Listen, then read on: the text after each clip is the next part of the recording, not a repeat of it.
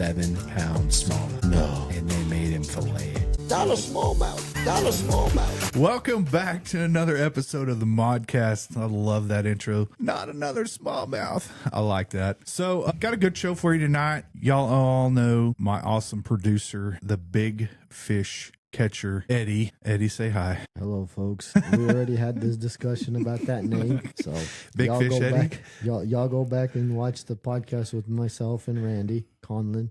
Yeah. He's the one responsible for that name. Yeah.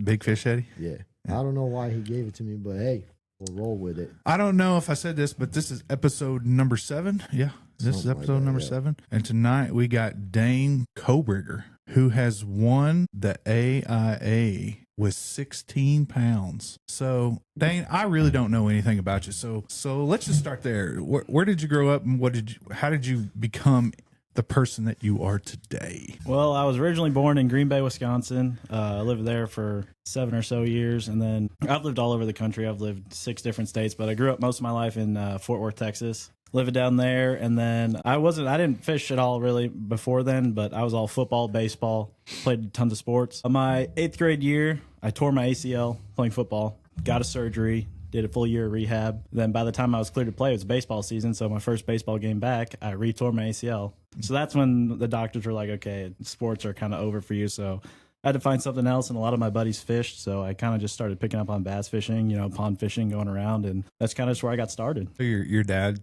your grandparents, nobody taught you how to fish? Nope, no one in my family really fished. Living up in Wisconsin, they go like, muskie fishing or like salmon fishing up there every once in a while, but other than that, no one really fished. No one fished. You just learn everything on YouTube, because that's what everyone does. Yeah, pretty much.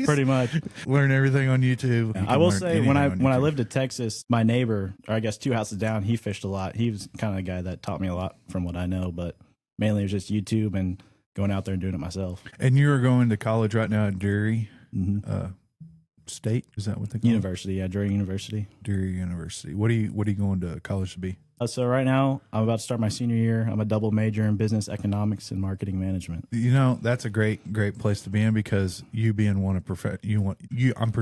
I'm sure you want to pursue being a professional bass fisherman, right? That would be cool, but worst case, I just want to be in the fishing industry some way. So whether it's doing like marketing, management, something with fishing. Well, exactly, because I think a lot of anglers today don't even realize that you gotta have. I mean, you don't have to have, but what I'm saying is, it would be better for you to have a marketing degree or some kind of something in business, because if you don't have that, because all the social media, all the stuff that you got to put into it, people think that we just go out there and we just go fishing and we make a lot of money. No, we don't. Yeah. Now, especially today, like even like if you'll talk to people that own businesses or even like sponsors, they don't care if you really catch fish as much. They just want you to sell their product. They want you to post it on Instagram, YouTube, TikTok. They want to get as many people's eyes on that product as possible and increase their chance of selling. So the better you are like on social media, like presenting yourself, being active on there, the better. Gotcha. So how are y'all doing in your college fishing? This last year went pretty good. We finished up 8th in school of the year, so pretty good. Me and my partner as like a team, we had our ups, we had our downs. We had a team get 2nd at Rayburn in the college bass tournament, and then we got 12th at Eufaula for the last one. Both qualified for the national championship, which will be coming up here in July at Cherokee. At Cherokee Lake in Tennessee? Mm-hmm. Do you think it's going to be a scoping? For the most part, yeah. That lake, you can only keep one smallmouth. You only get one smallmouth in your bag, so it's going to be who can catch a big small, and it has to be over 18. So whoever can catch a big smallmouth and then go find a limit of largemouth to go with it. I got you. So how'd you do today? I know everyone doesn't know, but I was on the water today and he was on the water today. How did you do and what did you do? It was all right. I mean, I caught a bunch of fish, just, right now, with the water being high, it's, you just got to get lucky and run into that big one. I caught a bunch of spotted bass, just scoping like usual. A few dragon. What's one of the lakes? Which lake do you prefer around here? Rock. Yeah, Rock. Just because I live up in Springfield, it's the closest from where I keep my boat. It's only 50 minutes from my apartments. I gotcha. Who's your fishing partner in your the college stuff? Camden. Yeah. What's his last name? Koski. Oh, Kozakowski. That's a good name. Yeah. So I got a question. Do y'all have like refs in the boat with you, or do you? It's just us two. Do you have to go through extensive like boat training before you do all that? No. So recently they didn't really they weren't big on it, but this year they started us making it to you have to have your boater's certificate. So to drive a boat and all that. That's mainly what they start checking. So they'll check all that at the registration, check your fishing license, all that, and then make sure you got the insurance and all that. Okay. Just like a normal tournament. Normal tournament. So have you ever gone out on a tournament, you're in it and all of a sudden, you just start getting the bubble guts? I was like that today, actually. Today it hit me pretty hard. I had to pull in. I was up to James. I had to pull into the Hideaway Marine. I was like, you guys got a bathroom somewhere?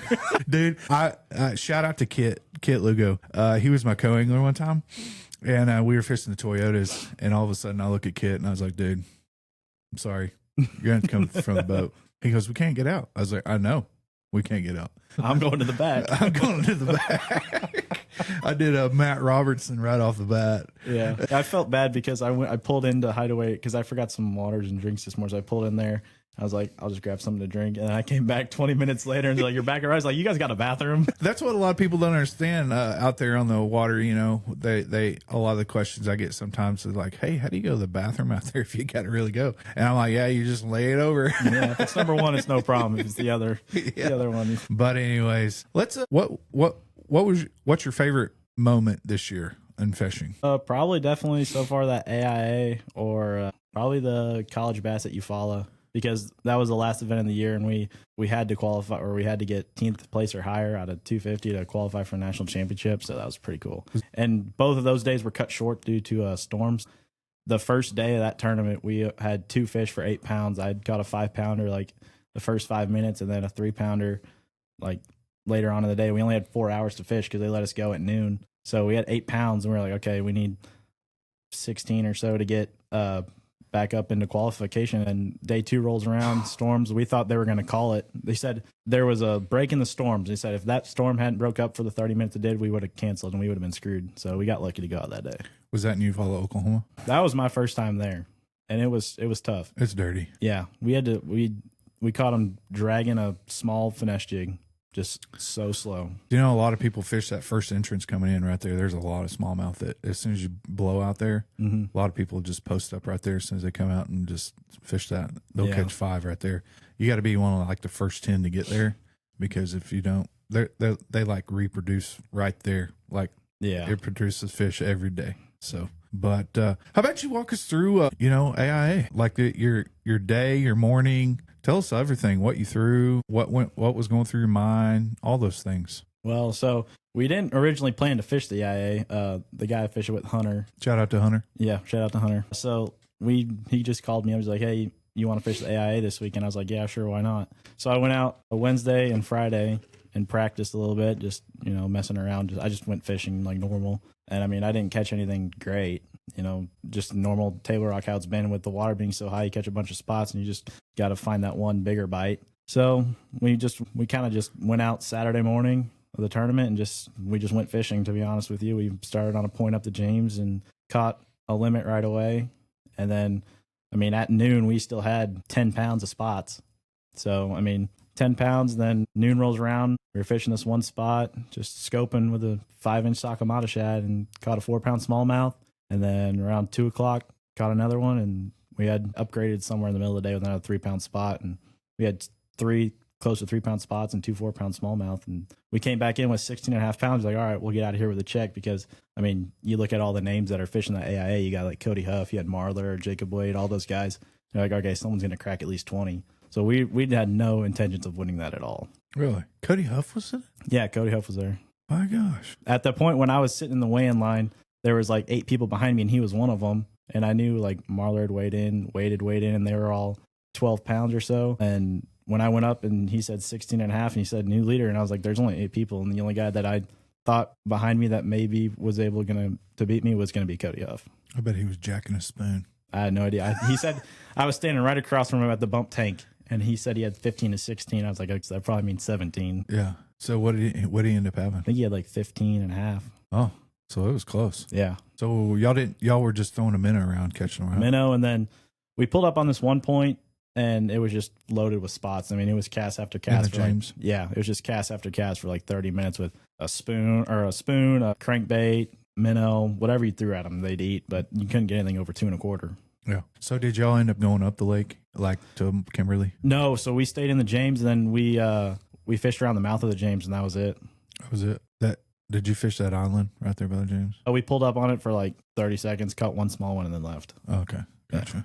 Well, that's it, guys. See you later. Yeah, it wasn't a very eventful day. I mean, nothing special happened besides, going through your day, you had 10 pounds by noon. You're going, well, let's just figure something out. Yeah, I mean, we knew like if we had to run into a big one eventually. Yeah. Because, I mean, you just keep doing it, you're just going to eventually run into one. So we just kept going at it, and then we finally got that one good bite, and we are like, okay, that bumped us up in our weight. We're like, okay, we just get one more good one, we'll get a check. So we were at that point at noon when we had 10 pounds, we're like, all right, let's get out of here with a check at least, get our entry fee back. So we got 16 and a half pounds, and we were like, heck yeah. So we came into weighing, we were like, no intentions of winning at all. Yeah. Because I remember we pulled the boat up, and I checked the live leaderboard to see like what was leading. I was like, dang, it's only 14 right now. And then someone weighed 16. I was like, okay, there it is. So we thought, okay, we'll for sure get a check at least. What was big bass in that one? Do you remember? I don't. I think it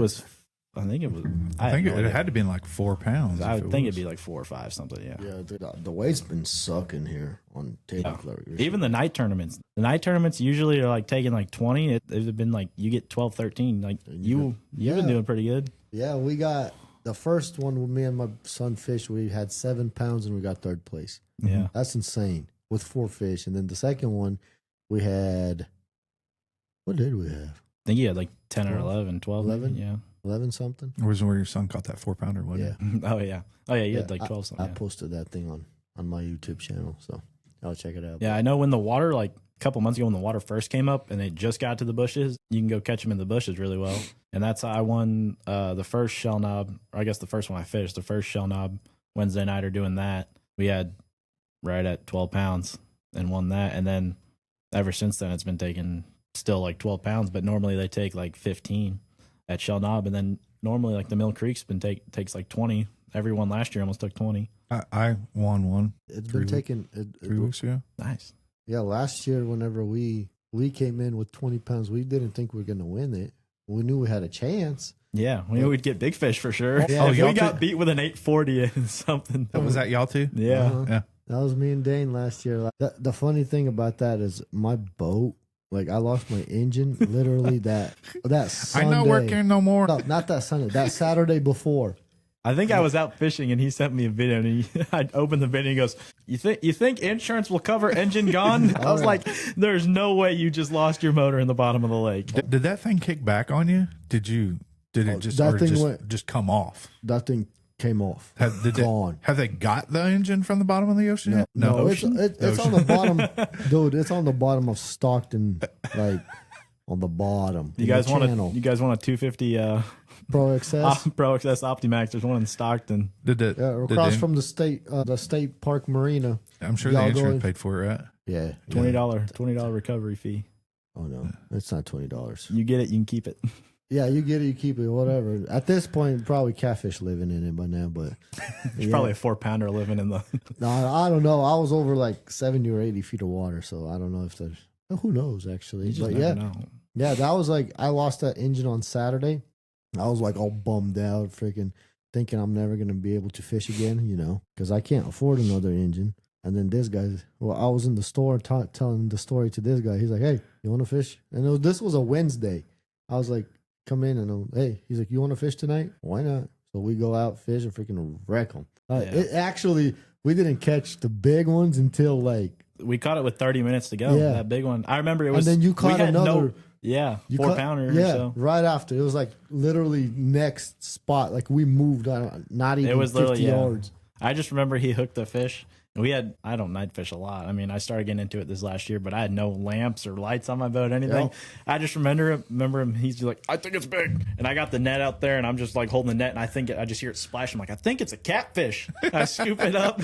I reach down in there to get it out. I'm like, "I think it's a catfish." And I just had this big mouth just open. I'm like, "Oh my God, that's a giant bass." That's a big one. Yeah. And I'm like, "Oh, what is that? Like 4 or 5 pounds?" I'm like, I'm holding on the bow. I'm like, dude, it's like 8.5. Yeah, it was big. And then we called it with one that big one could have ate them. Yeah. Yeah, and then we went it went from I think it called out a 15-incher. Yeah, we had like 12 pounds maybe, and then before that we've been releasing them. Yeah. Like we would even pull up to the weigh and we're like, forget it, we're going home, because it's been taking 20 plus pounds to win, and we had 20. We're like, we might get a check, when we sure got big bass, man. Hey, we won. Yeah, we had like 21 something, or It was right at 20, Right at 21? something. Yeah. I think these fish are just all screwed up right now. For sure. It's like a Katy Perry song. It's up, then you're down. Can you sing that for us? It's up, then you're down. Something, I don't know. It's hot, then you're cold. It's yes, then you're no. It's in, then you're out. It's up, then you're down. There you go. I sang it. Well, in your opinion, Coy, where do you think the fish went? Well, they're in the water. Oh, no crap. So what I got today, the bigger ones, the 4 bigger ones that I caught today. Buddy caught a nice spot. It's probably about 3.5. It's a nice spot. That's a good spot of bass. The majority what we caught today out there was basically, it seemed like they were set up on that old bank lining again. Like they'd pulled out because they're pulling the water at 16 CFS right now. And then I started looking at the brush piles and I was like, well, I see you. What are you? And I kind of looked around in there. I was like, oh, okay. Randy Blockett probably doesn't like it, but I'm going to throw it out there anyway. I hope he doesn't watch this. Go ahead and hit it.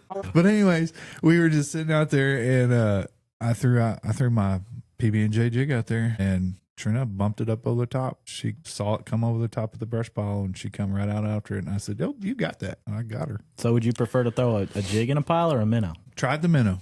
Couldn't pull her out of it. That's what I threw first. I was trying to pull her out with the minnow. Couldn't do it. She wouldn't come out. I've been getting the fish on the bottom to eat a minnow really good. Yeah, They'll shoot up for it, but the trees, the top of the treetops, like running a minnow through there. Now I can get them to come out like that here lately, but not today. I couldn't do it for some odd reason. They were just like, I think it's had something to do with the moon. It was bright blue bird and no wind. It was glass calm today. Yeah. Full moon at night. Yeah. So there's a lot of things going on. So I don't know. Actually, I don't know if they're feeding at night because I fished Saturday night and the moon was pretty bright and I caught one fish after dark. Good point. It was a 4-pound smallmouth though. Yeah, me and you got last big year smallmouth. caught quite a bit of big smallmouth after dark. Have you noticed all the smallmouth right now are like long and skinny? Yeah. Yours looked like it was like 24 inches long. Yeah, it was long. And it was skinny. They've all like even we fished the Wednesday night at Camel Point. We had 2 smallmouth and they were just long. Like someone's just like took and stretched them out. Cut some pipe stretch. I want to stretch them. You got to make it. So let's see here. So when you go like in your college, so how did you get into college fishing? That's what I want to know. Yeah.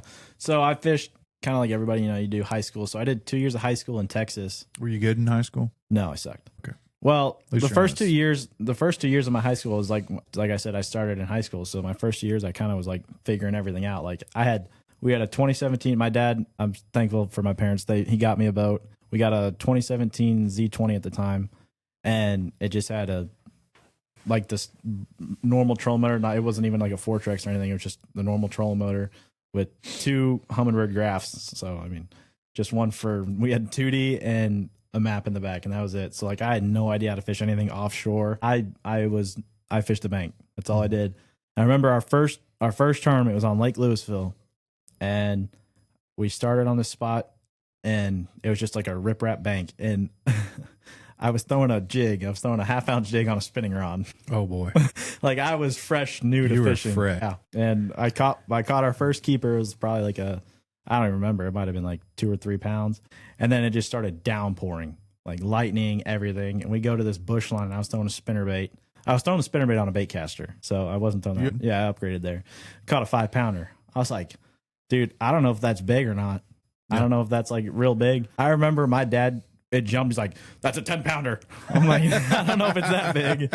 But so we got that. And then we caught like one other. I think we had 3 fish for like 10 pounds and we got 10th place. I think mainly because it was storming so bad. I think a lot of people got off. But I was like, okay, that's where it kind of like clicked for me. I was like, okay, I can maybe learn something and do this. And then went on. I got a couple top 10s, 5th place one, a lot of top 20s. Like those kids in Texas are pretty good. Oh yeah. All the like it's THSBA. There's like 7 divisions and they're all like 300 boats. So, I mean, it's some stiff competition. But then my parents got relocated up in Kansas City. So I started fishing high school in Kansas. My first tournament, I got third there, a couple other decent finishes, and then another third on Wilson. And then my senior year, I didn't really fish it just because I kind of wanted to focus. I started fishing like some BFLs and stuff because then I started like really getting into it and all that. And then Bassmaster started the high school combine, and that was in Decatur, Alabama on Wheeler Lake. So I went to that, and that's where I met Coach Emmett, and they did like the 2 days of stuff there, and he recruited me, and I started fishing at Drury. Did you get a full ride, or No. does anybody want your autograph when you walk into school? No, unfortunately not. But Here you like go. all of our professors like can tell that we're on the fishing team because we all have like, you know, the sunglasses. Yeah. We all wear hats and fishing shirts. Like, oh, the Fisherman. Yeah. And we're like, yep, that's us. We'll be here very little of time, but we'll get our work done. What's your schedule like as a college bass fisherman? So in order for us to get funding from the school, we have to maintain like a full-time student. So we have to have 12 hours. So, I mean, but this last semester I took 18 hours. Oh my. But we had a couple like online classes and stuff. But I wanted to do that just to knock out as many hours. So then like the senior year, I don't have to do as much. But it's still like full-time class. I mean, when we go to a tournament, we're there for like 3 days of practice where our team rules is we're on the water at sunrise. We don't get off until the sun sets. So, I mean, summer tournaments like this, like Cherokee, it's going to be 12, 14-hour days of practice. And then luckily we're not in class anymore. So it would be like that. And then you'd get done, you'd eat dinner, do like an hour or two of homework, and then you get like your 4 or 5 hours of sleep, wake up, do it again. Yeah.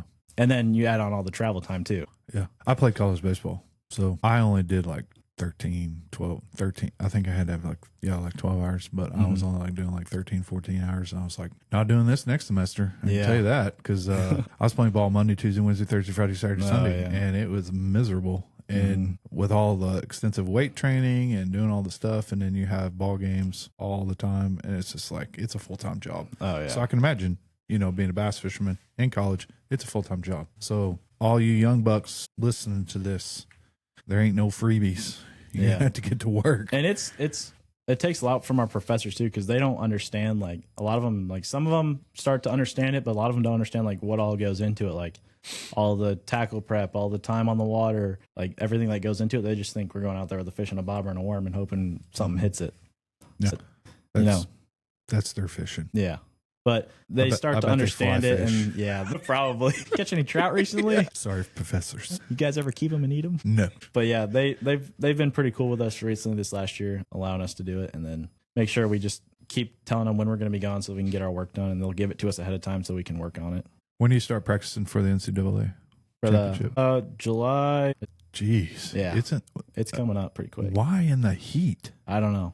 Does your boat have coolers in it? Nope. But we're sure going to put an umbrella in the seat post while we're idling for boulders. You ain't got to worry about it with all this rain we've been getting. It's just going to rain. Well, You guys will be it's cool. not here. It's in Tennessee. It's in Tennessee. Yeah, they've been getting tornadoes too, so it's all right. I hope it tornadoes. At least cool it off a little bit. Yeah, Get some air you'll- circulation going you'll in get- there. You'll get some rain or something. It's been like the theme of this year, cancellations and crap throughout tournaments and stuff. So Yeah, we've had, our first one for the first Bassmaster event, Harris Chain, day one got canceled. And that was terrible. We go down to Florida in end of January hoping to be like, okay, might be able to wear some flip-flop shorts, fish some bedfish. No. 30 degrees, snowing, raining.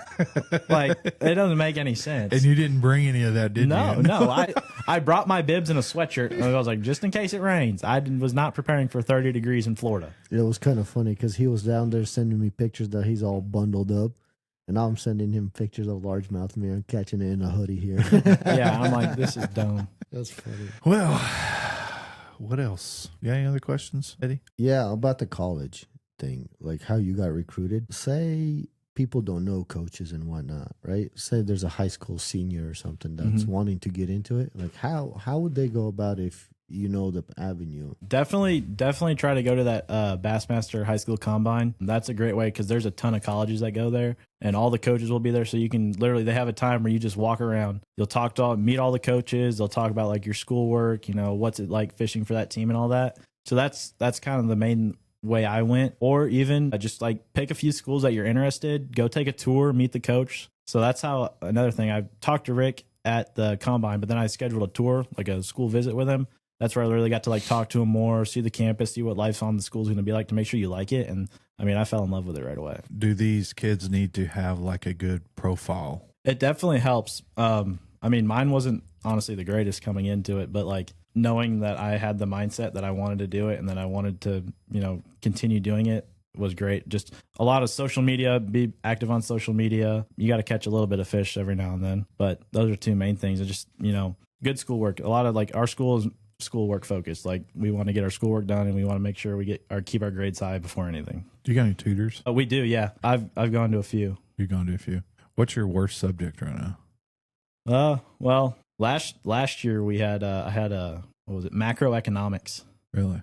Yeah, that wasn't fun. I had my worst was the human anatomy because I was studying to be a registered nurse. Yeah, I didn't have to do any of that. That and then my freshman year I had to take statistics with a guy that barely spoke English. How does that happen? He was like full like Russian. Like I thought it was like the Chinese guy. I'm not working no more. yeah, no, that intro to statistics was hard. And because we had a quiz every Friday. Did you have to take speech in college too? Mm-mm. No. Wait, I mean, there's a few like communications classes. Yeah.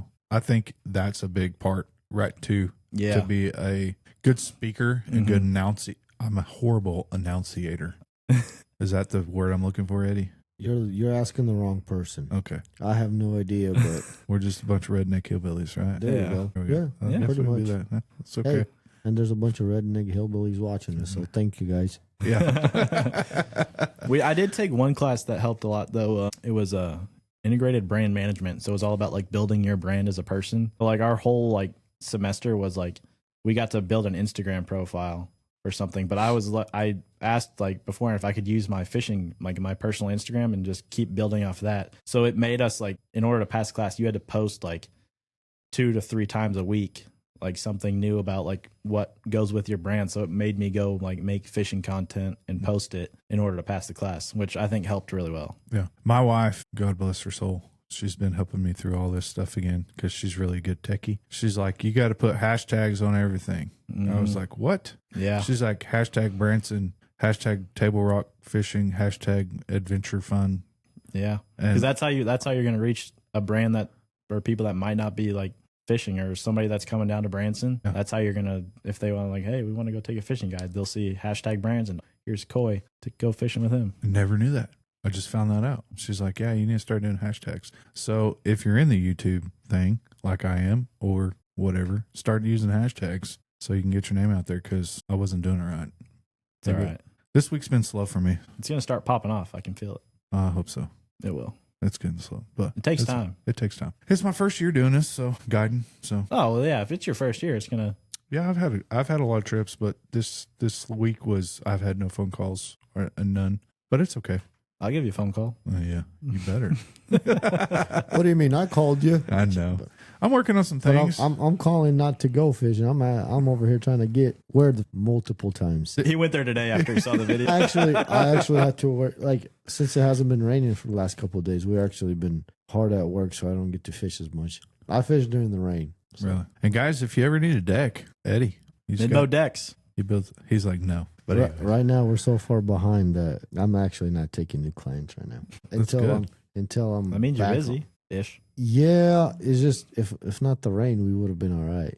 You know, it's just the projects that usually take like 3-4 days. We've been doing for like 4 weeks because like Yeah. the process gets interrupted with the rain. I found out today, like, you don't realize how much, like, that high water affects a lot of people, because when I was taking my boat off, when I was putting my boat on the trailer, there was these guys putting in, and they had a big welding pontoon. And they're like, yeah, we build decks and weld decks, but if it's on this side of the bridge, we can't do anything because they can't push that deck up under the Kim Bridge because it's so low. Actually, they can go around to the other side because the other side is higher. I was thinking about that too. I'm like, you can just I was go. like, I mean, if they probably have like a super tall one, it'd be close. I know which one you're talking about. I saw him loading his boat afterwards, and I was like, oh, there's DK. And I saw your truck. I was like, that turd. He was following me around. I didn't spots. I didn't even see you Yeah. at all. I haven't got my truck marked yet. But I will say, out on the water, there's sometimes that you got hole pirates. That's what I call them. It's okay. I don't mind it. They stopped and watched. They saw us catch fish today, and My favorite thing to say to them usually whenever I'm out there, I have like 20 rods on the deck, and then I'll see them, scoping around me or something. I'll be like, hey, I'm just as confused as you are. I'm like, if you got a spot, let me know. And they usually leave. That's the thing.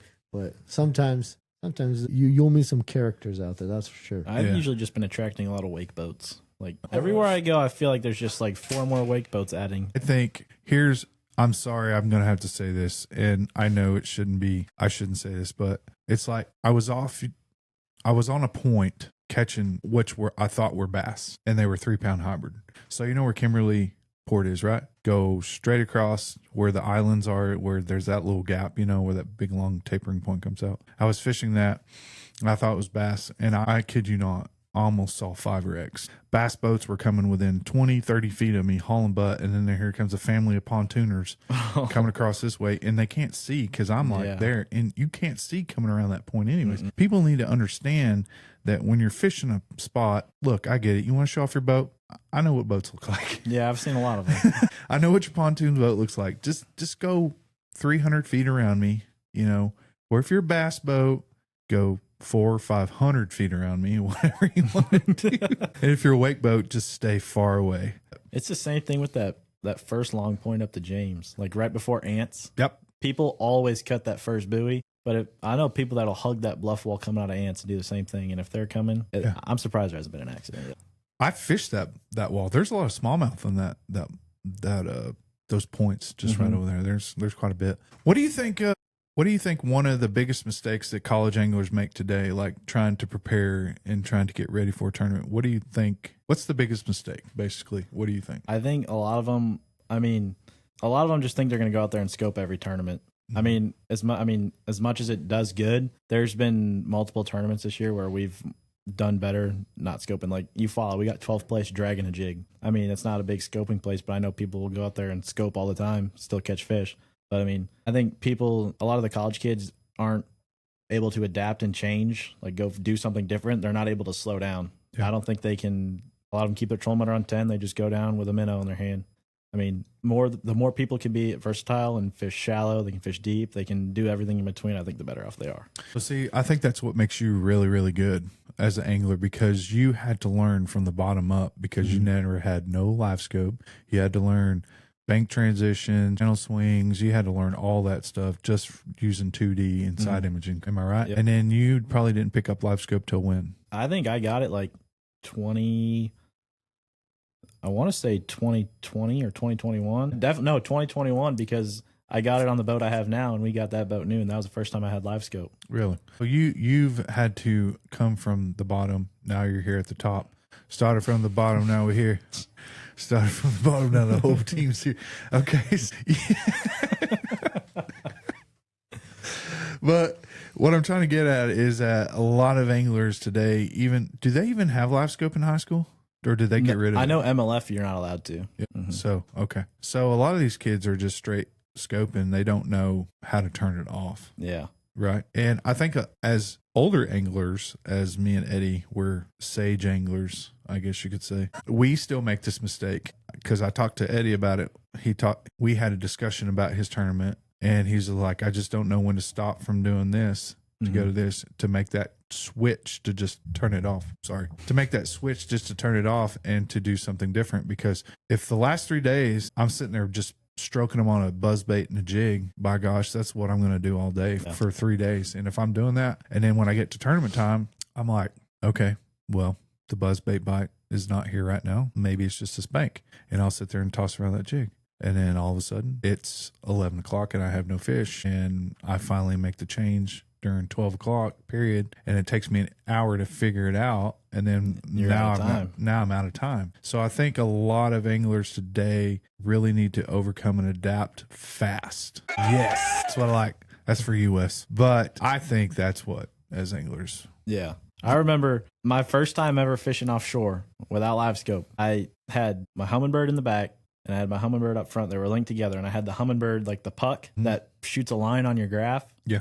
So you know which like wherever like you line that up straight with your trolling motor, and I'd go mark a pile. This is my neighbor taught me. This is how I started to learn how to fish offshore. Go mark a pile, and the waypoint would be up there on my front graph. You'd have like the little distance thing on your thing set to 50. You'd have like the rings on it, so you get it to 50 foot is the outside ring, and you put the tip of that boat icon on the graph right there and cast straight out there. You just wait till you feel that pile. That's how I started fishing offshore. That's how I learned how to brush pile fish offshore without live scope, without being able to see it on the screen. I used to be scared to fish deep, and a lot of people are scared to fish deep. But what got me was I can't remember which pro was it that told me. They said, "Well, why are you scared of fishing deep?" I said, "Well, 20 feet, that's deep, man. I'm used to fishing shallow." How He's 20 like, foot shallow to you?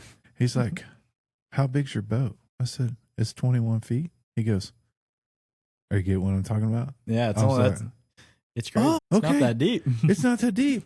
I got it. I can do this. I can do this." And that's when I started learning how to fish deep brush piles and doing dragging A rigs and stuff like that over brush piles. And Yeah. people are like, "Yeah." I've had to really learn this lake. Like, Yeah. it's taught me so much. Like, I can take the knowledge that I've learned here and take it to any lake. That's of the good thing country. about Table Rock, because you can do there's so many different techniques and ways to learn.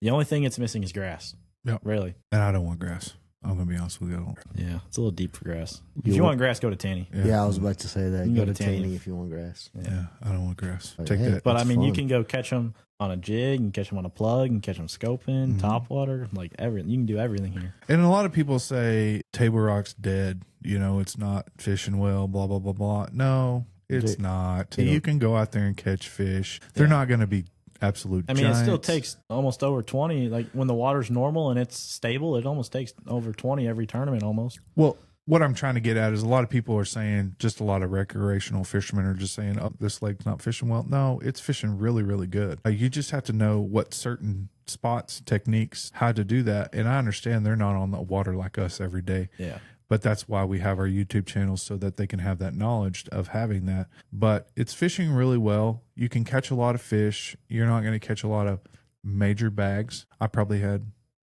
14, 15 pounds today Yeah.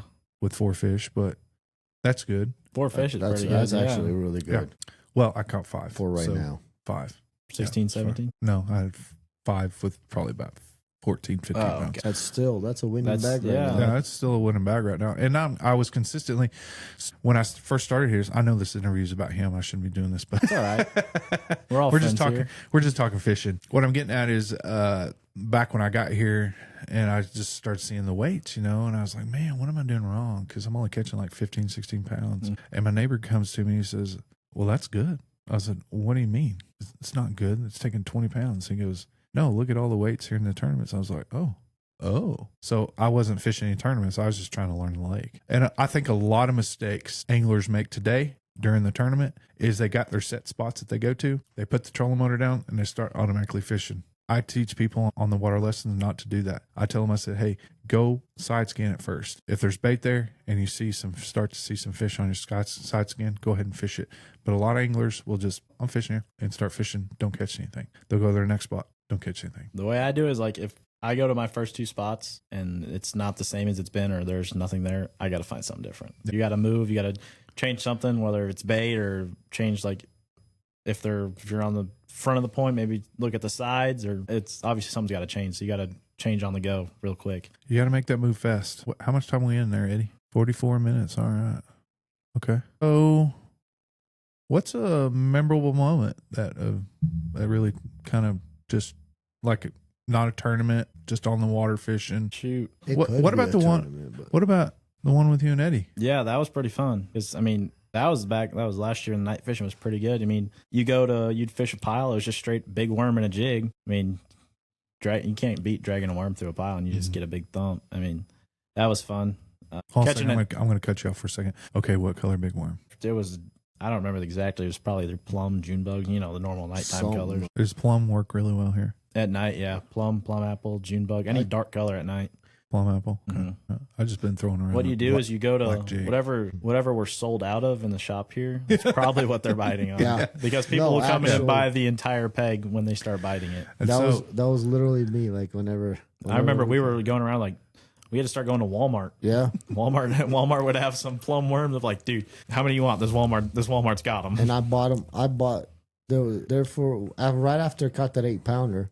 Me and him went on like a streak. We were just catching them. It just was not just shy every time. Yeah, except the shell knob one. Yeah, we got second place. We got second with 4 fish. Yeah, those shell knob ones are always you need like 12, 13 to win. Our 4 fish went for 12 pounds. We were at like 11.8. We were right at 12. Yeah. Do y'all make that run from Shell Knob all the way up to here? No. Those shell knob ones, I stay close. Really? Just because everybody pretty much stays close, and those ones are only 4 hours, 7 to 11. Yeah. Oh, So it's only 4 hours. Yeah, those ones are only 4 hours. Those I like those. Those Yeah. are fun. Those are fun. $40 entry fee, no membership. Pulls like 20. Just like the old lady 6-knot tournaments. That shell knob one pulls like 20 plus boats every time.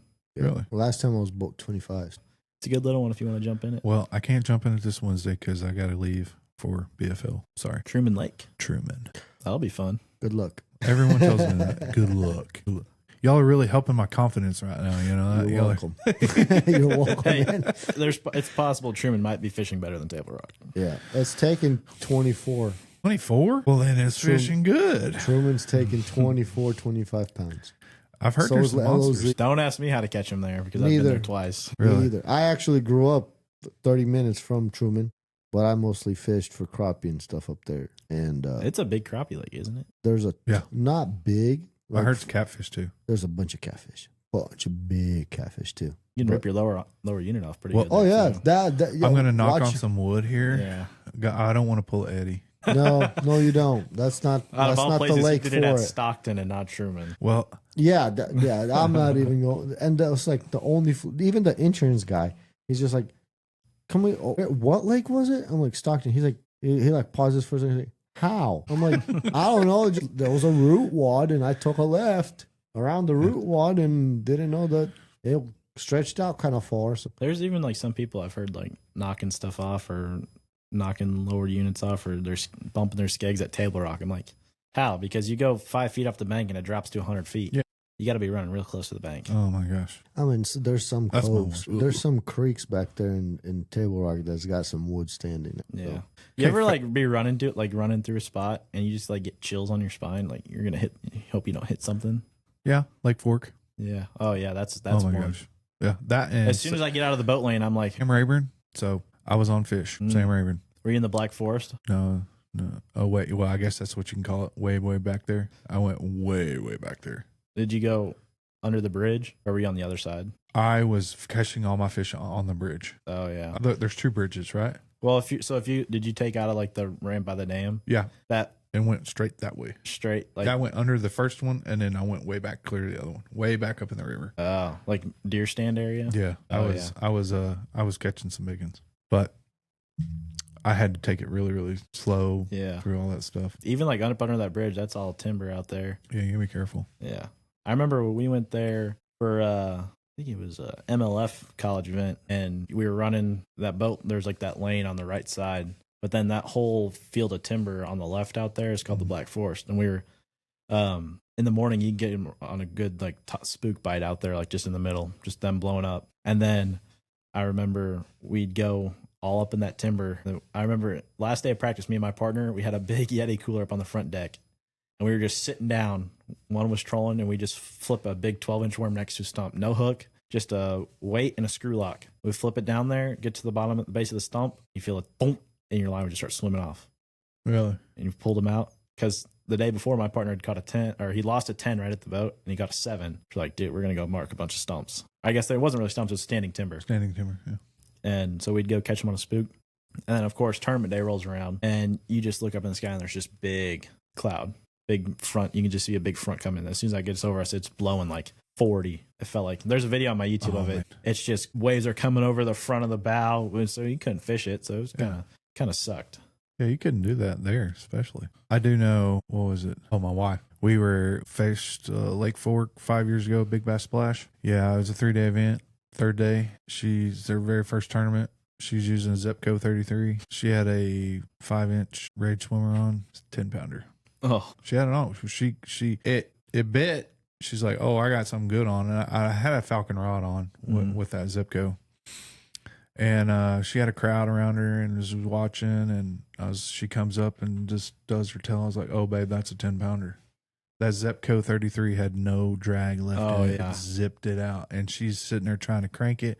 I said, the only way that you're going to be able to get her in, since the drag is out, is you're going to have to pull against her and then kind of real slow to her. Yeah. And as soon as she got to the boat, I went down to net her. It's like one of those, you always see those videos of like those little kids with those like Barbie rods reeling them. That's what you look like. I felt so bad for her because that's $100,000 fish right there. Oh, yeah. You ever caught a 10-pounder?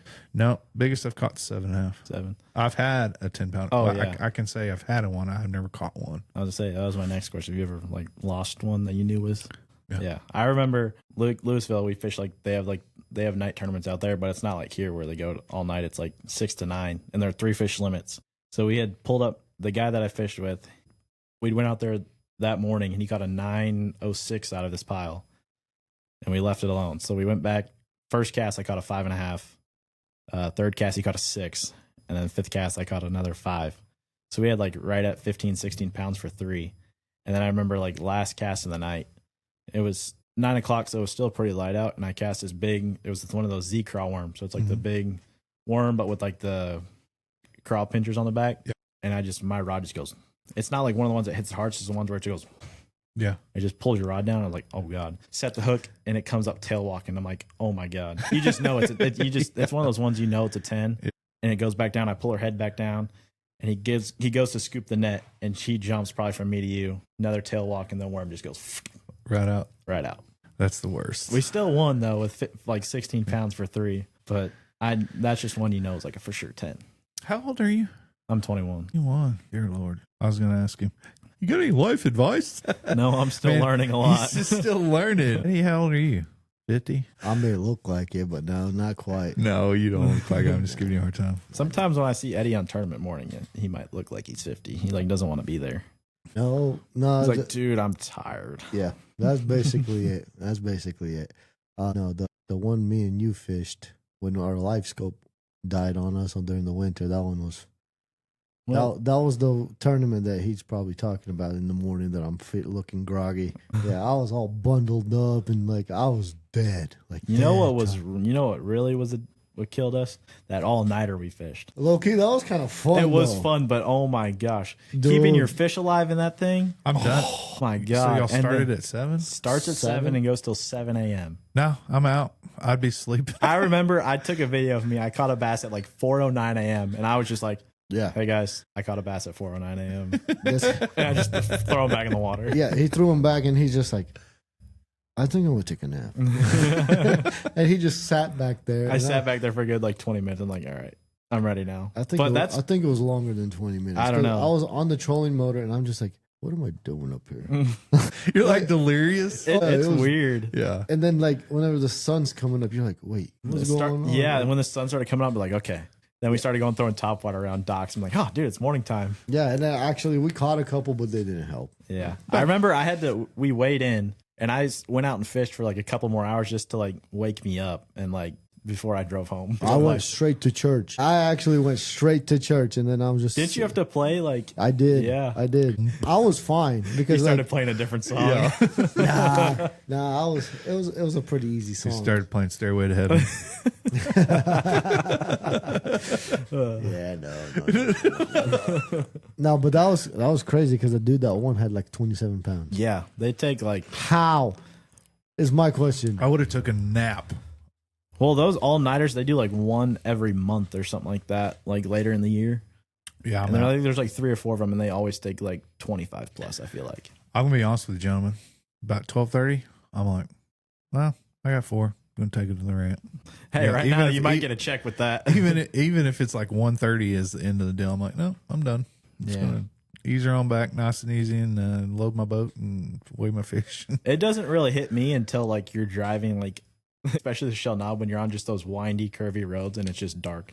That's when the tiredness hits me. Yeah, it's kind of funny because like me and Dayne fished those Shell Knobs a couple times, and on the way back, we'd always stop somewhere, like either Whataburger or the Taco Bell or somewhere. Just somewhere. Like, I gotta walk. We need a break. If you guys ever need a place to stay, just call me.